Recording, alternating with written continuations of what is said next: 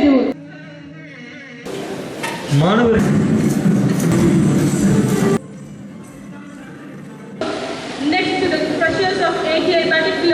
கல்வி கற்ற மாணவர்கள் தங்களுடைய வேலை வாய்ப்புக்காக போராடி கொண்டிருக்கின்ற நிலைமை ஒன்று.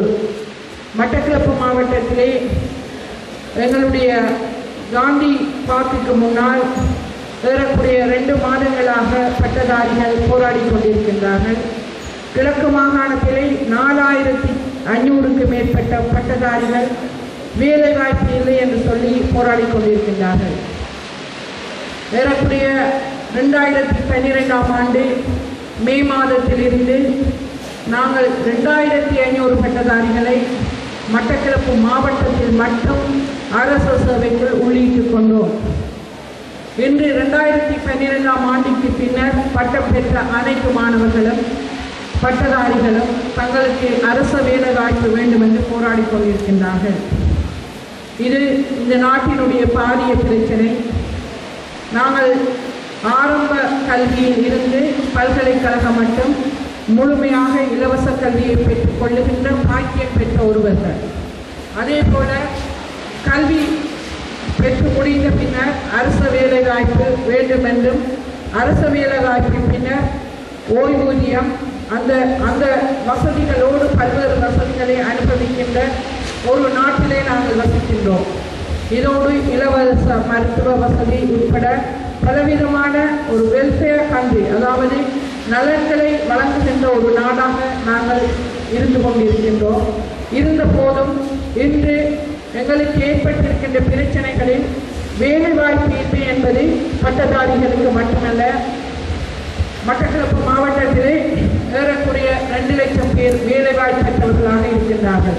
இதிலே பெரும்பான்மை தொகையை உடையவர்கள் 18 வயதுக்கும் 35 வயதுக்கும் இடைப்பட்ட இளைஞர்கள்.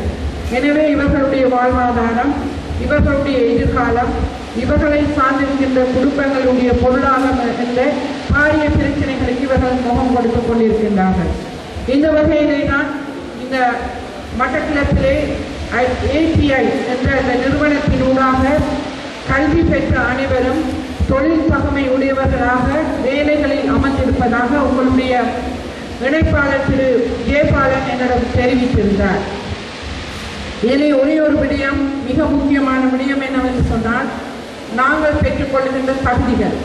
முதலாவது, நாங்கள் கல்வி தகுதியை பெற்றுக்கொண்டவுடன் எங்களுக்கு வேலை கிடைக்க வேண்டும் என்று நாங்கள் நடத்துகின்ற போராட்டங்கள். கல்வி தகுதி என்பது வேறு, தொழில் தகுதி என்பது வேறு. கல்வி தகுதி என்பது நாங்கள் எங்கள் பேருக்கு பின்னால் அழகு பார்க்க விரும்புகின்ற பட்டங்கள். தொழில் தகுதி என்பது நாங்கள் எங்களுடைய வேலையை செய்வதற்கு எங்களை தகுதி உள்ளவர்களாக மாற்றிக்கொள்கின்ற விடயம். இந்த 2க்கும் வேறுபாடு இல்லாத காரணத்தினால்தான் இந்த போராட்டங்கள் எல்லாம் பல்கலைக்கழக மாணவர்கள் முன்னெடுப்பதற்கு காரணமாக இருக்கின்றது. நான் கிழக்கு மாகாண பல்கலைக்கழகத்தின் பல்கலை கவுன்சிலே ஒருவராக இருக்கின்றேன். அது மட்டுமல்ல, எங்களுடைய அரசு அதிபர் மகாநாட்டிலே உங்களுடைய உயர்கல்வி அமைப்பு செயலாளர்கள் பங்கு பெற்றுவது உண்டு. அந்த நேரத்திலெல்லாம் நான் அவர்களுக்கு சொல்லுகின்ற ஒரு விடயம், கடைசி வரையும் நீங்கள் உங்கள் பல்கலைக்கழகங்களிலிருந்து வேலை தேடுபவர்களை வெளியிலே அனுப்பாதீர்கள், வேலைகளை உருவாக்குகின்றவர்களை வெளியிலே அனுப்புங்கள். ஏனென்று சொன்னால், ஒவ்வொரு வருடமும் நான் நினைக்கின்றேன் கிழக்கு பல்கலைக்கழகத்திலே இருந்து 500க்கு மேற்பட்ட மாணவர்கள் வெளியேறப் போகின்றார்கள். இந்த முறை பல்கலைக்கழகத்தின் பட்டமளிப்பு விழாவிலே 800 மாணவர்களுக்கு பட்டமளிப்பதாக இருந்தது. ஆகவே 2 பட்டமளிப்பு விழாக்களாக இருந்தால் 1600 மாணவர்கள் ஒரு வருடத்திலே மாவட்டத்திலே பட்டதாரிகளாக வெளியேறுகின்றார்கள். இவர்களுக்கு எங்கே வேலை வழங்குவது? கடைசியாக நிதி அமைச்சருடைய அறிக்கையிலே, வரவு செலவு திட்ட அறிக்கையிலே அவர் கூறியது என்னவென்றால், இலங்கையிலே 15 பொதுமக்களுக்கு ஒரு அரசு உத்தியோகத்தை கடமையாற்றுகின்றார் என்று. எனவே இந்த வேலை வாய்ப்பு என்கின்ற விடயம் பட்டம் பெறுகின்றவர்களுக்கு இருக்கின்ற பாரிய ஒரு சவால், தீர்க்கப்படக்கூடிய சவாலும் அல்ல. எனவேதான் இங்கே திரு ஜெயபாலன் கூறியது போல், நீங்கள் பெறுகின்ற இந்த தொழில் தகமைகள் உங்களை பட்டதாரிகளாக மட்டுமல்ல, தொழிலை பெறுவதற்கு தகுதி உள்ளவர்களாக மாற்றிக்கொண்டிருக்கின்றது.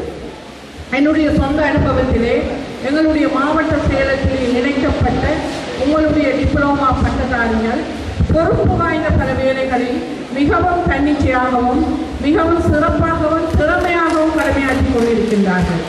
எனவே தான் நான் உங்களுக்கு சொல்லுகின்றேன், பல்கலைக்கழக அனுமதியை பெற முடியாதவர்கள், தவறி போனவர்கள் எல்லோரும் இந்த தொழில் பகமை வழங்குகின்ற நிதர்சனமான தொழில் வாய்ப்பை நோக்கி பயணிக்கின்ற இந்த நிறுவனத்திலே சேர்ந்து சரியாக உங்களுடைய கல்வியை முடித்து, கல்வி என்பது தனி அறிவுக்கு மட்டும் பயன்படுகின்ற ஒன்று அல்ல. உங்களுடைய அறிவு மட்டுமல்ல, உங்களுடைய ஆற்றல்கள் வளர்க்கப்பட வேண்டும், உங்களுடைய தனி மனித ஆற்றல்கள் வளர்க்கப்பட வேண்டும், உங்களுடைய செயல்பாடுகள் வளர்க்கப்பட வேண்டும், உங்களுடைய மனோநிலை மாற்றப்பட்டு நிச்சயமாக தொழில் தகமை உடையவர்களாக நீங்கள் மாறி நல்ல ஒரு எதிர்காலத்தை நோக்கி நீங்கள் பயணிக்க வேண்டும். நீங்கள் வியாபாரத்தை பார்க்கும்போது அமெரிக்காவில் கூட அரச கல்வி என்பது பின்னடையப்பட்ட ஒன்று. அங்கே இருக்கின்ற பாடசாலைகள், பப்ளிக் ஸ்கூல், அரச பாடசாலைகளில் கல்வி கற்பதை எவரும் விரும்புவதில்லை. ஏனென்றால் அந்த பாடசாலைகளில் கல்வி கற்பவர்கள் தொழிற்சாலைகளில் வேலை செய்யும் தொழிலாளர்களாக மட்டும்தான் வெளியேறுகின்றார்கள். ஆனால் அதே நேரத்திலே தனியார் கல்விக்கு செல்வதாக இருந்தால் அங்கு ஒரு அழகான வீடையும் 2 காரையும் வைத்து பராமரிப்பதை விட அதிக செலவாகின்ற ஒரு விடயம். எனவே இந்த கல்வி என்பது மற்ற நாடுகளில் இலவசமாக கிடைக்கின்ற ஒரு விடயம் அல்ல.